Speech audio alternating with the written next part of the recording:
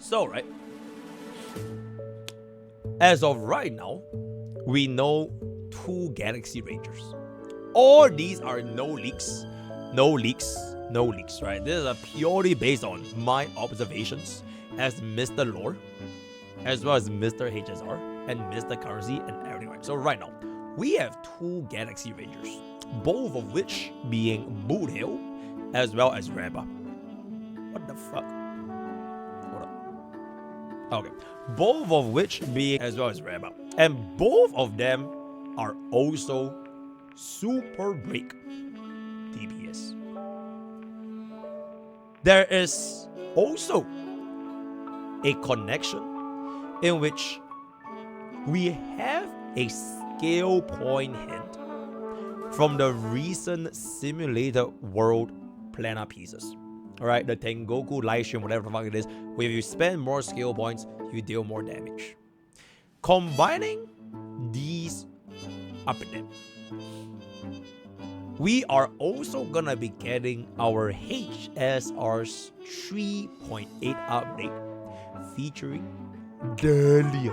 Alright, featuring Dahlia. Now, I don't know what Dahlia does just yet, though my previous hypothesis for Dahlia, based on my numerous expertise with regards to who deserves to get an update, which archetypes could need a little bit more help, right? How is she gonna be shaping the meta, considering that we just got Cypher, like a nihility, and that thing.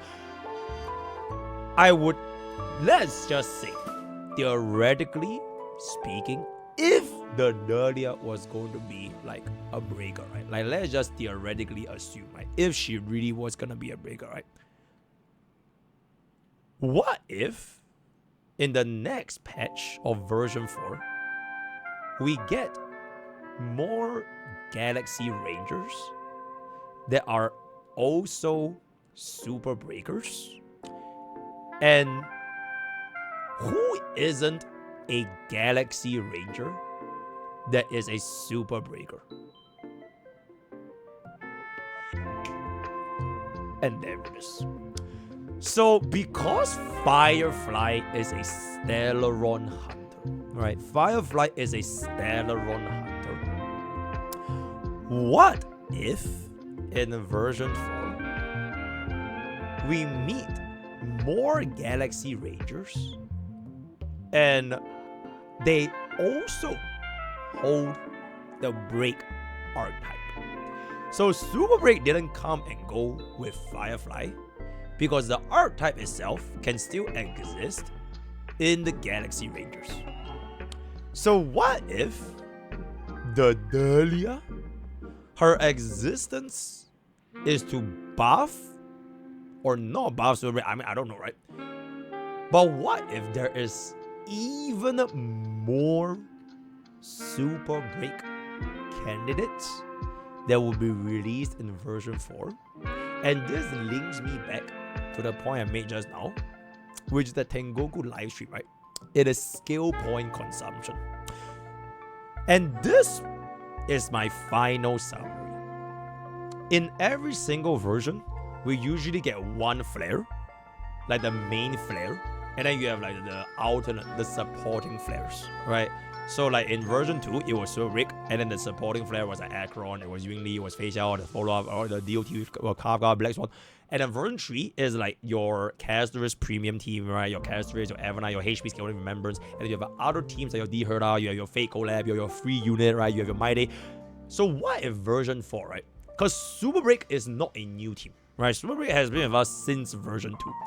So if Super Break has been with us since version 2, what if in version 4, they are now the supplementary cast?